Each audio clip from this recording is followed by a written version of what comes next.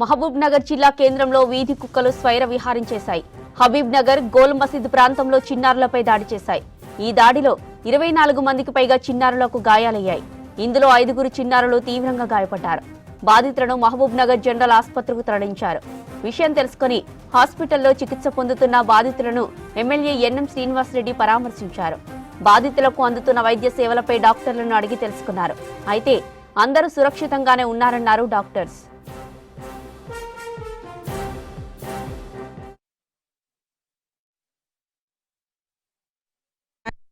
సాయంత్రం 6:30కు ఇక్కడ మన జిల్లా ఆసుపత్రికి 21 మెంబర్స్ కుక్కకాట్ నుంచి వచ్చినారు.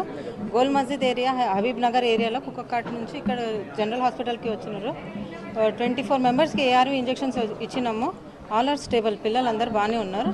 బిలో 12 years పిల్లలు ఉన్నారు అందరు. 5 మెంబర్స్కి అబ్జర్వేషన్లో అడ్మిట్ చేస్తున్నాం. సీరియస్ అయితే ఎవరు ఏం లేదు. ఓపీ బేసిస్ డిశ్చార్జ్, అందరికీ టీటీ ఏఆర్వి ఇమ్యూనోగ్లోబిన్